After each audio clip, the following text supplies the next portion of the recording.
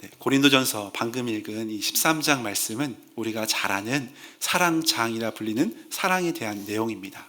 그래서 교회를 다니지 않는 사람들도 이 말씀을 잘 알고, 특히 이 결혼식장에 가면 결혼식에서 축복하는 말씀으로 또 특송하는 가사로 많이 불려지기도 합니다.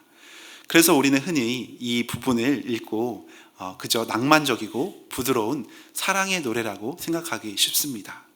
그런데 오늘 본문의 전체적인 맥락을 살펴보면 사도 바울이 이 고린도 전서를 쓰고 있는 당시, 이 편지를 쓰고 있는 고린도 교회의 현실은 사랑이 풍성하거나 평안하거나 하지 않았습니다. 오히려 그 반대의 모습이었습니다. 당시 고린도 교회는 사람의 방언과 이 천사의 말을 하고 깊은 영적인 지식을 깨닫고 또 병을 고치는 눈에 띄는 신비로운 영적인 은사들이 차고 넘치는 특별한 공동체였습니다. 요즘에도 만약에 예언을 하는 교회가 있다면 많은 사람들이 몰려갑니다. 그리고 병을 고치는 능력이 있는 분이 있으면 많은 분들이 찾아갑니다. 그만큼 얼마나 많은 사람들이 은사를 사모하고 그런 신비한 은사가 있으면 참 경외하는 마음으로, 참 대단하다고 여기는 마음으로 살펴보는지 모르겠습니다. 이처럼 고린도 교회는 정말 영적인 은사들이 풍성한 교회였습니다. 하지만 안타깝게도 그들은 그 귀한 은사들을 영혼을 살리고 또 교회를 아름답게 세우는데 사용하지 못했습니다. 오히려 하나님이 주신 은사를 자신을 높이는데, 내가 이 정도 되니까 이 정도 은사를 받았다라는 교만함이, 또 저 사람은 어떻게 저렇게 은사를 받지 못할까, 믿음이 없나 보다 하는 정죄로 이어지게 되었습니다. 누가 더 신령한 은사, 누가 더 신비한 은사, 다른 사람이 갖고 있지 않은 특별한 은사를 갖고 있는가가 서로를 향한 어떻게 보면 판단의 기준이 되었고, 서로를 높이는 그런 자랑의 그런 중심이 되었다는 겁니다. 그래서 서로 싸우고 서로 분파가 되어서 내가 더 높다고, 우리가 더 신령한 은사를 가졌다고, 우리 파가 더 우세하다는 그런 말도 안 되는 교만이 서로에게 자리 잡았습니다. 겉으로는 성령의 은사가 그 어느 교회보다 뜨거운 곳이었지만 속으로는 교만과 상처가 너무나 만연해가는 그런 모습이었다는 겁니다. 고린도 성도들은 분명 믿음이 좋았고 신앙에 대한 열심이 많았기 때문에 이처럼 은사 또한 풍성히 받았을 겁니다. 그런데 가장 중요한 사랑이 메말라 버리니까 위기에 처해 있다고 오늘 말씀은 진단하고 있습니다. 그래서 사도 바울은 성령의 은사를 앞서 고린도전서 12장부터 또 14장까지 성령의 은사장이라 할 정도로 은사에 대한 내용을 자세히 다루고 있거든요. 근데 그 은사의 중심에 이 13장의 한가운데에 바로 사랑장을 다루면서 이 모든 은사의 중심은 다른 무엇이 아니라 사랑이다 라고 말씀해 주고 있습니다. 그래서 12장 마지막 절에 바울이 내가 또한 가장 좋은 길을 너희에게 보이리라 하면서 은사를 막 설명하다가 가장 좋은 은사, 가장 좋은 걸 보이리라 하면서 바로 13장에 사랑이라고 말씀하고 있습니다. 아무리 신령한 은사를 가지고 아무리 대단한 능력을 가졌다 하더라도 사랑이 없으면 모든 것이 헛되고 교회가 바르게 세워질 수 없음을 말씀하고 있는 부분입니다. 그래서 오늘 본문에서 가장 중요하게 강조하는 부분이 바로 사랑입니다. 그 세계적인 여론조사 기관인 퓨 리서치 센터에서 한국을 포함한 17개국의 19,000명, 성인 19,000명을 대상으로 흥미로운 조사를 진행한 적이 있었습니다. 당신의 삶을 가장 의미 있게 만드는 것은 무엇입니까? 이런 질문이었어요. 여러분에게 이런 질문하면 어떻게 대답하시겠습니까? 당신의 인생에서 가장 중요하게 추구하는 가치가 무엇입니까? 이렇게 질문했습니다. 그랬더니 결과가 미국이나 영국이나 호주나 뉴질랜드나 이런 선진국들이 무려 14개국의 사람들이 삶을 가장 의미 있게 만드는 1위로 꼽은 것은 다름 아닌 가족의 관계와 사랑이었습니다. 가족과의 관계와 사랑. 그런데 유독 대한민국 사람들만이 1위로 꼽은 대답이 전혀 달랐습니다. 우리나라 사람들이 내 삶을 가장 의미 있게 만든다라고 대답한 1위는 바로 물질적인 풍요, 한마디로 돈이었습니다. 가족이나 사랑은 그 다음이었습니다. 그래서 제가 또 자료를 조사해 봤거든요. 그랬더니 그렇다고 우리나라 사람들이 유독 돈을 밝혀서 1위로 꼽은 것은 아니었습니다. 이 심리학자들의 분석을 보니까 한국 사회에서 이 가족하고 이 돈은 분리하는 개념이 아니라고 합니다. 서구 사회에서 이 가족과의 사랑은 함께 시간을 보내면서 정서적으로 교감하는 것에 맞추어져 있다면, 한국 사회는 많은 전쟁과 많은 갈등과 많은 어려움을 겪으면서 가족에게 안정된 경제적 지원을 하는 것이 곧 가족에 대한 사랑과 책임으로 여기는 문화가 강했다는 겁니다. 그러니까 결국 한국 사람들도 가족을 향한 사랑이 재정으로, 물질적인 풍요로 나타났기 때문에 결국 가족을 사랑하는 것이라고 살펴볼 수도 있습니다. 이처럼 우리의 삶에도 일반적으로도 사랑이 가장 중요합니다. 우리가 가족이 때로는 그럴 일은 없겠지만 원수같이 보일 때가 아주 평생에 한 번쯤은 있잖아요. 내가 잘못했든 상대방이 잘못했든 그런 안타까운 마음이 들 때가 있습니다. 그럼 그렇게 좋다가도 때로는 정말 미워하는 마음이 들 때 어떻게 다시 잘 지낼 수 있겠습니까? 그게 부모님이든 배우자든 자녀이든 때로는 갈등하는 관계가 있을 텐데, 남이면 그냥 안 보고 살면 그만이잖아요. 그런데 가족은 다시 보고 잘 삽니다. 어떻게 그렇게 가능합니까? 사랑의 공동체이니까. 저는 교회를 섬기면서 이전부터 갈등하면서도 또 하나로 지내고, 또 문제가 있으면서도 또 잘 지내는 이런 모습들을 보면서 사랑의 공동체구나, 영적인 사랑의 가족 공동체구나라는 생각을 어릴 때부터 교회를 다니면서 했던 기억이 있습니다. 우리도 가정에서 자녀들이 그렇게 속을 썩이는데도 자녀를 다시는 안 볼 것처럼 지내다가도 다시 사랑으로 품어주는 것, 사랑의 공동체니까 가능한 일입니다. 또 제가 자료를 찾아보니까 우리가 일상에서 듣고 부르는 세상의 대중가요 중에서 사랑을 주제로 한 노래가 과연 몇 퍼센트나 될까요? 통계에 따르면 시대와 장르를 불문하고 전 세계 대중가요의 60%에서 80% 이상이 만남과 이별, 그리움을 이 사랑이라는 주제로 노래를 하고 있습니다. 미국의 한 연구에서는 지난 50년간 빌보드 차트 1위 곡들의 가사를 분석해 보니까 무려 60% 이상이 로맨틱한 사랑과 이별과 그리움, 사랑에 대한 주제를 다루고 있었습니다. 그러니까 일반 사람들에게 있어서도 사랑은 사람들의 가장 큰 관심 주제이면서 가장 중요한 중심이라고 할 수 있습니다. 아무리 시대가 변해도 사람은 본질적으로 사랑을 떠나서는 살 수가 없는 존재입니다. 왜 사람들은 이토록 끊임없이 사랑을 갈망하며 살아가겠습니까? 요한일서 4장 8절에 보면 하나님께서 이렇게 말씀하셨습니다. 하나님은 사랑이시라. 하나님의 본질에 대해서 사랑이시라고 말씀하셨습니다.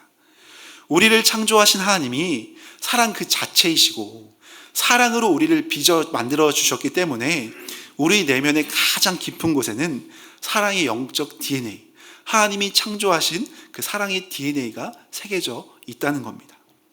그러니 우리의 삶에서 이 사랑이 빠져버린다면 세상에서 아무리 많은 부와 명예를 움켜쥔다 해도 우리의 심령은 공허할 수밖에 없습니다. 하나님께 지음받은 우리 모두에게 이 사랑이란 마음은 삶을 움직이는 가장 위대한 원동력이고 중심이기 때문입니다. 오늘 함께 이 사랑의 말씀을 묵상하면서 우리의 심령 가운데 하나님의 사랑이, 또 주변 영혼들을 향한 사랑이 풍성하게 회복되는 은혜의 시간이 되시기를 소망합니다. 우리 함께 첫 번째로 묵상해 볼 부분은 사랑이 없으면 아무것도 아니라는 겁니다. 고린도 교회 성도들을 향해 13장 1절에 이렇게 선포합니다. 같이 한번 읽겠습니다. 시작. 내가 사람의 방언과 사랑이 없으면 소리나는 구리와 울리는 꽹과리가 되고. 사랑이 없으면, 당시 고린도에는 디오니소스와 이 아폴로 같은 이방신을 섬기는 거대한 신전들, 큰 신전들이 많이 있었습니다. 그 신전의 제사에서 이교도들이, 우상 숭배한 사람들이 무아지경 가운데 정말 광결인 모습으로 두드리면서 신을 접신하기 위해서 두드리며 정말 소리를 질렀던 그 타악기가 바로 꽹과리, 구리와 꽹과리로 번역하고 있습니다. 원어적으로 보면 시끄럽게 귀를 찌르고 요란하게 날카롭게 파열음을 내는 심벌지 같은 그런 악기를 말하는 겁니다. 지금도 무당들이 구슬하거나 시끄럽게 꽹과리를 치고 잡신을 불러내기 위해서 요란하게 행동하고 괴성을 지르는 모습을 아마 영화나 드라마 같은 곳에서 한 번쯤은 보셨을 겁니다. 당시 고린도의 이방 신전도 이와 같은 모습이었습니다. 소리를 지르면서 잡신을 불러내기 위해서 그런 행위들을 시끄럽게 했다는 겁니다. 이처럼 사도 바울은 그 모습을 고린도 성도들이 다 알고 있기 때문에 그것을 빗대어서 아무리 사람이 방언을 하고 천사의 말을 한다 할지라도, 아무리 위대한 일을 해도 그 중심에 사랑이 없으면, 저 이방 신전에서 우상 숭배자들이 잡신을 불러내려고 그렇게 요란하면서 시끄럽게 소음을 내는 것과 조금도 다를 바가 없다고 말하고 있는 겁니다. 나아가 2절에서는 이렇게 예언합니다. 내가 예언한 능력이 있어 모든 비밀과 모든 지식을 알고 또 산을 옮길 만한 모든 믿음이 있을지라도 사랑이 없으면 내가 아무것도 아니요, 이렇게 말씀하고 있습니다. 또 3절에도 보면 내게 모든 것으로 구제하고 내 몸을 불살하게 내줄지라도 사랑이 없으면 내게 아무 유익이 없느니라 말씀하고 있습니다. 아무리 생명을 다하는 구제와 헌신과 몸을 불사르는 모든 걸 한다 할지라도 사랑이 없으면 아무것도 아니라고, 사랑이 없으면 내게 아무 유익이 없다고 반복해서 말씀하고 있습니다. 그러니까 1절과 2절과 3절에 반복해서 말씀하는 부분이 바로 사랑이 없으면 반복하는 겁니다. 바울은 갈수록 더 엄청난 헌신과 대단한 능력을 나열하면서 점층법을 사용하고 있습니다. 1절에서는 천사의 말, 2절에는 산을 옮길 만한 능력, 3절에 보니까 몸을 불태워서 모든 걸 내어줄지라도 사랑이 없으면 모든 걸 가질지라도 아무것도 아니라고 말씀하는 겁니다. 그러니까 세상에서는 우리의 업적과 공로를 100점 만점 중에 몇 점이라고 이렇게 계산할지 모르겠지만, 우리 심령의 중심에 주님의 사랑이 빠져 있다면 하나님 앞에서는 그 모든 것이 아무것도 아니라고, 제로라고 말씀하는 것과 같습니다. 오늘 본문의 이 말씀은 2000년 전 이 고린도 교회만을 향한 말씀은 아닙니다. 오늘날 우리의 모습은 어떠십니까? 우리 역시 성경적 지식을 많이 쌓고 주님을 위해 많은 봉사와 섬김을 감당하면서 때로는 나의 시간과 물질도 희생하면서까지 우리는 헌신합니다. 그러나 그 모든 열심 어린 그 마음과 정성 가운데 하나님의 사랑이 빠져 있다면 성경은 우리의 모든 수고가 그래도 중간에 했으니까 수고했다, 이 정도면 괜찮다, 이것이 아니라 아무것도 아니라고, 더 나아가 그저 허공을 치는 시끄러운 소음에 불과하다고 엄중한 말씀을 하는 겁니다. 저도 이번 말씀을 준비하면서 이 매일 성경 큐티 본문과 빗대어서 오늘 본문이니까 이제 준비를 하면서도 마음의 찔림이 참 많았습니다. 처음 신학교에 갈 때부터 또 이렇게 목회자 생활을 할 때 많은 지식을 쌓았습니다. 많은 또 목회적 경험을 쌓았고 또 교회에서 많은 봉사를 하면서도 내 안에 그만큼의 사랑이 과연 증가했을까, 내 안에 그만큼의 사랑이 배가 되었을까를 살펴보았을 때 솔직히 오히려 사랑이 식어져 버린 데 냉랭한 모습 아닌가 하는 제 자신을 돌아보는 시간이었습니다. 우리 가운데 열심으로 섬기면서 사랑이 없어서 메마르는 모습이 참 많을 때가 있습니다. 여러 상처 가운데, 여러 아픔 가운데 더 이상 내가 기대하지 않아야겠다 하면서 사랑이 식어져 버린 모습이 너무나 많이 있을 수 있습니다. 이 말씀을 묵상하면서 혹시 마음 한켠에 이런 불편함에 밀려오는 분이 있을지는 모르겠습니다. 내가 그래도 교회를 사랑해서 그동안 시간을 쪼개고 물질을 내어서 얼마나 열심히 섬겼는데, 때로는 갈등이 있기도 했고 때로는 여러 가지 어려움이 있었지만 그래도 잘해보려고 열심히 그렇게 헌신했는데, 그런데 사랑이 없으면 아무것도 아니라니, 그럼 내 수고가 다 헛되단 말인가 하면서 그래, 차라리 이제는 상처받고 고생하니 조용히 뒤에서 지내자라는 소극적인 마음으로 반응하는 분이 계실지 모르겠습니다. 그것은 이 본문을 굉장히 크게 오해하신 겁니다. 오늘 본문은 지금 우리가 흘린 땀방울과 눈물의 헌신 자체를 부정하거나 깎아내리려는 것이 절대 아닙니다. 주님은 우리가 주님의 몸된 교회를 위해 얼마나 애쓰고 수고했는지 그 섬김과 열심을 그 누구보다 잘 알고 계십니다. 사람들은 모를지라도 우리의 마음의 중심을 주님은 다 알고 계십니다. 그래서 오늘 본문은 당시 고린도 성도들에게, 그리고 오늘 우리에게 이제 헌신을 멈추라고 주시는 말씀이 아닙니다. 우리의 그 귀한 헌신과 열심이 헛되지 않도록 가장 영광스러운 하늘의 상급으로 온전히 열매 맺게 하기 위해서 이제 사역의 동기를, 우리 마음의 중심을 바르게 하라고 주님께서 점검하라고 사랑으로 초대하고 있는 본문입니다. 만일 자동차에 연료가 떨어져서 차가 잠시 멈춘다면 어떨까요, 여러분? 차가 멈춘 적이 있으신가요? 제가 진짜 기름을 못 넣어서 차가 멈춘 적이 있었습니다. 그래서 당황했던 적이 몇 년 전에 있었습니다. 기름을 빨리 넣을 걸, 괜히 조금 아끼다가 더 싼데 최저가를 찾아가다가 멈춘 이 사건이 있다니 하면서 제가 불렀던 적이 있었습니다. 연료가 없어서 차가 안 굴러간다고 그 차를 폐차장에 바로 넘기는 사람은 없을 겁니다. 차에 다시 연료를 넣으면 아무 문제 없이 다시 차는 돌아갑니다. 그래서 자주 우리는 충전소에 갑니다. 그러니까 주유소에 가거나 충전소에 자주 가는 것을 이상하게 여기는 사람은 아무도 없습니다. 마찬가지로 우리가 열심을 내어서 주님을 섬기다 보면 어느 순간 우리 안에 영혼을 향한, 또 주님을 향한 이 사랑이, 이 연료가 메마를 때가 있습니다. 그러면 우리의 마음은 변한 것이 없어도, 우리의 상황은 변한 것이 없어도 우리의 중심에 사랑이 메말라 버렸기 때문에 열심히 나아갈수록 오히려 우리의 영혼이 지치고 소진될 수 있습니다. 그러니 다른 사람의 작은 실수도 용납이 안 되고, 내 수고를 알아주지 않으면 섭섭해지고, 결국 서로의 마음에 상처를 내는, 울리는 꽹과리가 될 수가 있는 상황이 누구에게 있기 때문에 오늘 말씀에서 우리에게 경고하는 겁니다. 오늘 주님이 우리에게 사랑이 없으면 아무것도 아니다 라고 말씀하신 이유는 거룩한 회복의 경고음을 우리에게 사랑으로 울려주시는 것이라고 할 수 있습니다. 연료가 떨어지면 자동차의 경고 표시등이 뜨잖아요. 계속해서 뜨지 않습니까? 이것이 자연스럽듯이 주님이 우리에게 사랑으로 충만하게 회복하라고 사인을 계속해서 주시는 겁니다. 우리 안에 신앙생활이 힘들거나 사역이 피곤하거나 사랑이 메말랐다고 혹시 느껴진다면 신앙생활을 소극적으로 하자고 그렇게 우리가 타협하는 것이 아니라 오히려 예수님의 십자가 앞으로, 그 사랑 앞으로 한 걸음 더 나아가 은혜 가운데, 사랑 가운데 회복하고자 하는 그 마음으로 다시금 나아가시기를 소망합니다. 나를 위해서 자기 몸을 다 내어주신 주님의 그 십자가 사랑 앞에 엎드려 주님, 제 안에 주님의 사랑으로 온전히 충만하게 채워주옵소서, 이렇게 간구할 때 주님은 우리의 심령에 다시 사랑의 은혜를 가득 부어주실 줄로 믿습니다.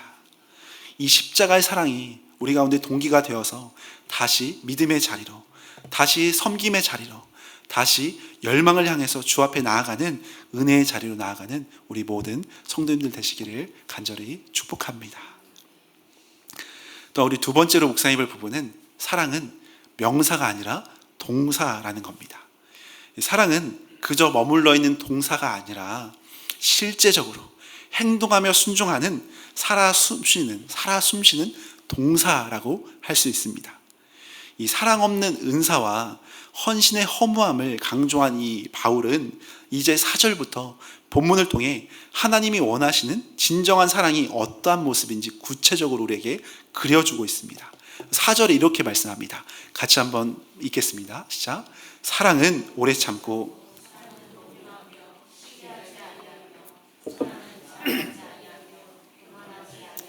아멘. 4절부터 7절까지 사랑은 온유하고 겸손하고 이렇게 나열하고 있거든요. 근데 이 사랑의 속성이 무려 15가지가 나옵니다. 4절부터 7절까지 찾아보면 15가지의 사랑의 속성을 설명하고 있습니다. 헬라어 원문을 보면 이 사랑의 속성 15가지가 단 하나도 예외 없이 모두 명사가 아니라 동사로 사용되었다는 겁니다. 사람들은 사랑을 가슴 뛰는 감정이나 어떻게 보면 달콤한 명사로 이해하기 쉽습니다. 그렇지만 세상에서는 마음이 끌리면 사랑하고 또 감정이 식으면 쉽게 사랑을 돌아서기도 합니다. 하지만 성경이 말하는 사랑, 즉 십자가의 아가페 사랑은 수시로 변하는 감정이 아니라 끝까지 인내하는 진실한 의지이면서 피 흘리기까지 순종하는 행동의 동사를 의미합니다.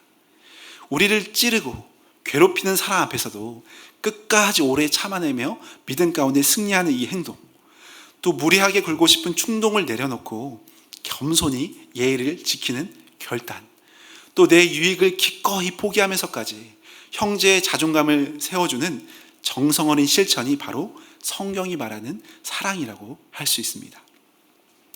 이 말씀을 깊이 이해하기 위해서 오래전부터 믿음의 성도들이 이 본문을 묵상하면서 우리 자신에 빗대어서 이것을 묵상한 방법이 있습니다. 유익하기 때문에 한번 같이 해보려고 하는데요. 그것은 바로 4절에서 7절까지 말씀 중에 이 사랑이란 단어, 이 사랑이란 단어에 자기 이름을 대신 넣어서 읽어보는 겁니다. 15가지의 사랑의 속성이 있는데 이 사랑의 속성을 자기 이름을 넣어서, 이 땡땡에 자기 이름을 넣어서 한번 읽어보면서 한번 묵상해 보도록 하겠습니다. 같이 한번 읽어보겠습니다. 시작. 지은이는 오래 참고, 지은이는 온유하며, 지은이는 시기하지 아니하며, 지은이는 자랑하지 아니하며, 지은이는 교만하지 아니하며, 지은이는 무례 행하지 아니하며, 지은이는 자기의 유익을 구하지 아니하며, 지은이는 성내지 아니하며, 지은이는 악한 것을 생각하지 아니하며, 지은이는 불의를 기뻐하지 아니하며, 지은이는 진리와 함께 기뻐하고, 지은이는 모든 것을 참으며, 지은이는 모든 것을 믿으며, 지은이는 모든 것을 바라며, 지은이는 모든 것을 견디느니라. 아멘. 아멘이 나와야 하는데 아마 찔림이 많이 나왔을 겁니다. 좀 길더라도 제가 했던 이유는 그만큼 우리에게 유익이 되기 때문에 한 번쯤은 같이 묵상하면 좋겠다라는 생각이 들었습니다. 사랑이란 말씀 대신에 내 이름을 불러 넣었을 때 어떠셨습니까? 떳떳하셨습니까? 아마 양심의 가책이 있으신 분들은 웃으신 것 같아요. 네. 아마 이게 나랑 딱 어울리는 구절이야. 와, 완전 나를 대변하는 말이야 라고 한 사람은 정상적이진 않을 겁니다. 대부분 양심에 찔렸을 거예요. 내 이름을 넣었을 때 자연스럽게 읽혀지기보다는 문맥이 맞지 않고 뭔가 막히는 것 같은 그런 마음이 들었다면 지극히 정상적인 신앙인의 반응입니다. 우리는 내 속을 뒤집어놓은 누군가를 끝까지 오래 참아줄 능력이 사실 부족합니다. 틈만 나면 내 이익을 구하기 쉽고 조금만 억울해도 쉽게 낙심하고 모든 것을 견디기보다는 견디지 못하고 마는 연약한 죄인입니다. 그렇다면 도대체 우리는 어떻게 이 불가능해 보이는 사랑의 동사를 실천하며 살아갈 수 있겠습니까? 내 이름이 들어가서 절망하고 포기하고 싶은 그 순간에 바로 이 자리에 우리를 대신하여 십자가 지신 예수님을 집어넣고 예수님을 따라가면 되는 우리의 신앙의 모습입니다. 그래서 이번엔 조금 길더라도 이 사랑 대신에 예수님의 이름을 넣어서 한번 고백해 볼 텐데요. 우리 가운데 계신 예수님을 소망하는 마음으로 한번 다시 읽겠습니다. 시작. 예수님은 오래 참고, 예수님은 온유하며, 예수님은 시기하지 아니하며, 예수님은 자랑하지 아니하며, 예수님은 교만하지 아니하며, 예수님은 무례히 행하지 아니하며, 예수님은 자기의 유익을 구하지 아니하며, 예수님은 성내지 아니하며, 예수님은 악한 것을 생각하지 아니하며, 예수님은 불의를 기뻐하지 아니하며, 예수님은 진리와 함께 기뻐하고, 예수님은 모든 것을 참으며, 예수님은 모든 것을 믿으며, 예수님은 모든 것을 바라며, 예수님은 모든 것을 견디느니라. 아멘. 어떠십니까? 어색함 없이 너무나 자연스럽게 흘러맞는 말씀이라고 할 수 있습니다. 이처럼 사도 바울이 고린도 교회 성도들에게 요구했던 사랑은 우리가 억지로 내 힘으로 내 이름을 높이기 위하여서 우리가 도달해야 하는 어떤 추상적인 도덕이나 사랑의 개념이 아니라 진정한 사랑은 나 같은 죄인을 살리기 위해 하늘의 모든 영광을 포기하시고 십자가의 수치와 이 조롱을 온유함으로 끝까지 견뎌내신 예수 그리스도의 성품, 예수 그리스도의 십자가의 모습, 바로 그 자체라고 할 수 있다고 말씀하는 겁니다.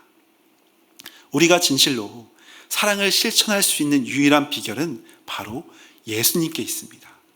오늘 본문에 15가지 사랑의 동사를 나를 위해 십자가에서 몸소 행동하며 헌신해 주신 예수님의 그 크신 사랑 안에서 매일 깊이 살아가는 것, 매일 예수님을 묵상하며 들어가며 나아가는 것, 이것이 무엇보다 중요하다는 겁니다.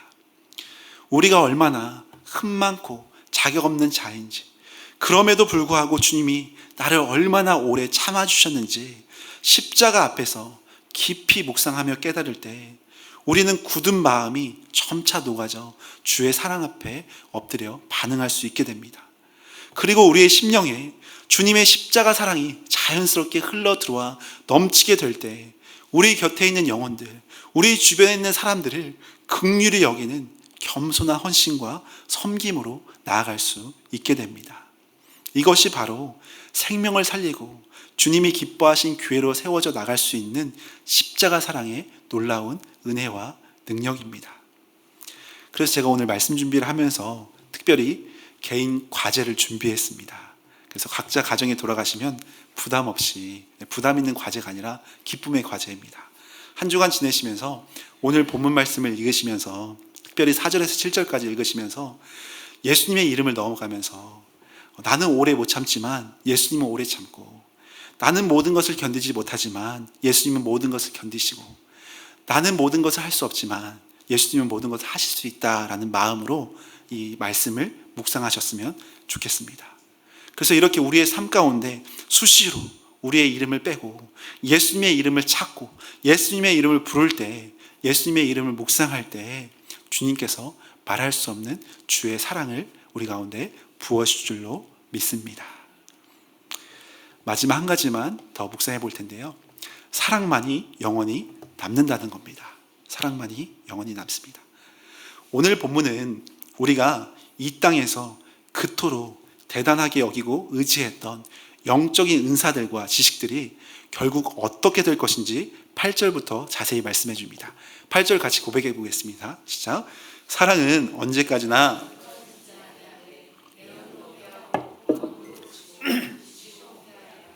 아멘. 고린도 성도들이 자신의 믿음을 드러내기 위해 자랑했던 현란한 방언, 천사의 방언, 그리고 능력 있는 예언, 그리고 탁월했던 지식, 그 모든 것이 결국 유효기간이 있고 때가 되면 패할 것이다 라고 말씀합니다. 우리가 예를 들어 건축 현장을 한번 생각해 보면 웅장한 건물을 높이 올리기 위해서는 반드시 건물을 둘러싸는 이 비계라는 장치, 임시 발판이 마련됩니다. 그래서 건축물을 외벽을 싸고 있는 임시 발판들이 쌓여져서 그 위에 올라가서 건축을 하게 됩니다. 성령께서 우리에게 준 영적인 은사들도 바로 이 도움의 발판과도 같다고 할 수 있습니다. 은사들, 수많은 예언과 방언과 또 교회에서 섬기는 여러 모습들은 교회를 세우고 영혼을 구원하기 위해 이 땅에 필요한 귀한 도움의 손길들이고 선물입니다. 그렇지만 예수님이 이 땅에 다시 오셔서 영광스러운 하나님의 나라가 완성되는 그날 이 도움의 발판들은 모두 사라져버리고 패할 것입니다. 그래서 12절에는 이렇게 말합니다. 우리가 지금은 거울로 보는 것 같이 희미하지만 그때에는 얼굴과 얼굴을 대하여 볼 것이요, 지금은 내가 부분적으로 알지만 그때에는 주께서 나를 아신 것 같이 내가 온전히 알리라. 지금은 우리가 거울을 보는 것처럼 희미하게 믿음 생활을 하고 있지만 주님이 오시는 그날, 하나님의 나라가 완성되는 그날 주님의 얼굴을 직접 마주하게 될 것이라고 말씀하는 겁니다. 빛 대신 주님 앞에 서는 날 더 이상 희미한 예언이나 방언은 필요하지 않습니다. 우리가 이 땅에 땀 흘려 이룬 어떤 업적과 성공도, 심지어 영적인 은사와 헌신과 직분조차도 하나님 나라에서는 더 이상 필요하지 않기에 다 사라지고 없어질 겁니다. 하지만 이 모든 것이 다 패한 후에도 영원히 무너지지 않고 남는 것이 있다고 오늘 마지막 절 13절에 이렇게 말씀합니다. 같이 한번 읽겠습니다. 그런즉 믿음, 소망, 사랑, 그 중에 제일은 사랑이라. 아멘. 믿음, 소망, 사랑, 이 세 가지는 항상 있을 것이라고 말씀합니다. 그런데 그 중에 제일은 사랑이다. 그런데 왜 하필 그 중에 제일은 사랑이라고 하셨을까요? 믿음과 소망은 우리가 이 땅을 살아가는 동안 구원을 얻고 환난을 견디게 하는 절대적인 필수 요소입니다. 하지만 주님이 다시 오셔서 하나님의 나라가 완성되는 날, 이 믿음과 소망은 이 두 가지는 고귀한 이 목적을 달성하고 완성의 형태로 변환될 것을 말씀합니다. 그러니까 없어지는 것이 아니라 전환되는 것, 완전의 상태로 전환됩니다. 다른 은사처럼 없어지지 않고 완성될 것을 말씀합니다. 히브리서 11장 1절에 보면 믿음은 바라는 것들의 실상이라고 말씀하잖아요. 주님의 얼굴을 직접 뵙는 천국에서는 더 이상 믿음이 필요치 않고 직접 뵙는 것으로 완성됩니다. 눈으로 직접 주님을 완전하게 보기 시작할 겁니다. 또한 소망 역시 로마서 8장 24절에 보면 보이는 소망이 소망이 아니라고 합니다. 그러니까 이 땅에선 소망으로 주님을 바라보지만 천국에 들어간 순간 우리가 바라던 소망이 눈앞의 현실, 그 소망이시던 예수 그리스도가 눈앞의 현실로 나타나기 때문에 더 이상 소망할 필요가 없이 완성됩니다. 하지만 사랑은 천국에서도 그치지 않고 영원히 계속되는 하나님 나라의 삶의 방식이면서 영원한 언어라고 할 수 있습니다.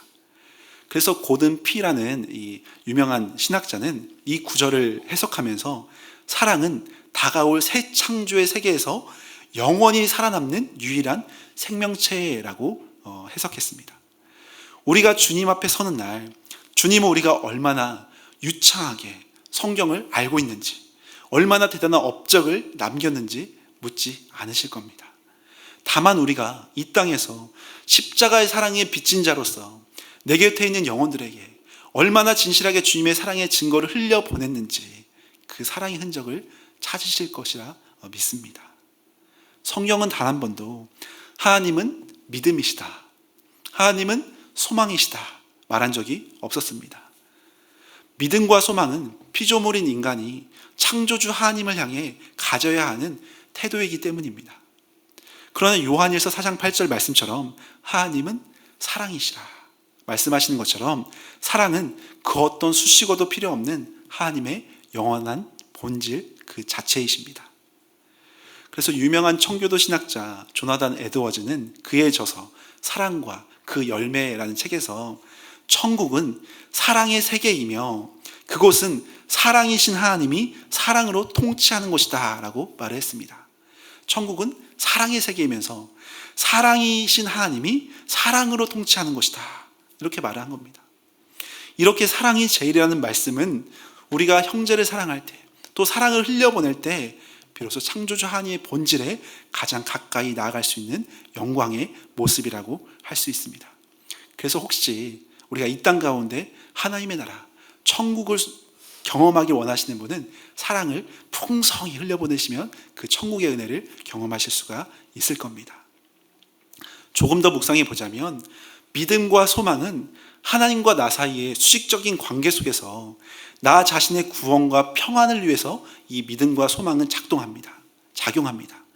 내가 하나님을 믿고 소망할 때 그 1차적인 유익은 우리 영혼에 머물게 됩니다.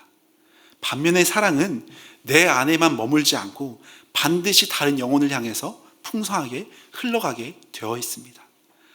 이와 같이 믿음과 사랑은 성도 개인의 그 유익을 살리지만 사랑은 이웃을 섬기고 교회를 살리고 또 주 예수 그리스도의 복음을 선포하는 귀한 역사를 이루어내는 은사 중에 제일 귀한 것이 바로 사랑입니다. 결국 그 중에 제일은 사랑이라 이 말씀은 믿음과 소망이 중요하지 않다는 말씀이 아니라 오직 믿음으로 구원받고 소망으로 인내하는 성도가 도달해야 할 궁극적인 목적지가 바로 사랑이어야 함을 강조하는 말씀입니다. 그렇기에 우리 모두 영원히 남는 이 가장 복된 길, 십자가의 사랑의 길을 묵묵히 끝까지 주님 손 꼭 붙잡고 담대하게 걸어가시기를 축복합니다. 말씀을 마무리하겠습니다. 사랑하는 여러분, 요즘 우리는 유한한 나의 인생을 어디에 마음을 쏟고 수고하며 지내고 계십니까? 혹시 유효기간이 끝나면 사라져버릴 이 땅에 어떠한 것을 붙잡고 그것을 자랑하느라 내 곁에 있는 소중한 사람들에게 오히려 사랑을 흘려보내지 못하는 어리석은 모습을 행하고 있지는 않으십니까? 사랑이 없으면 모든 지식도, 모든 은사도, 모든 구제와 수고도 결국 아무것도 아님을 오늘 성경에서 말씀하고 있습니다. 먼저 우리의 메마른 심령에 예수 그리스도의 십자가의 사랑이 풍성하게 회복되시기를 소망합니다. 세상은 눈에 보이는 권력과 부와 성공이 제일이라고 말하겠지만 영원한 하나님의 나라의 백성들은 그 무엇보다 사랑이 제일임을 믿는 자녀들입니다. 우리 모두가 예수님의 그 영원한 십자가 사랑에 깊이 사로잡혀서 주님의 사랑을 전하는 귀한 동역자로, 주님의 사랑을 풍성히 흘려보내는 천국 백성으로 이 땅 가운데 힘있게 살아가시기를 간절히 축원합니다.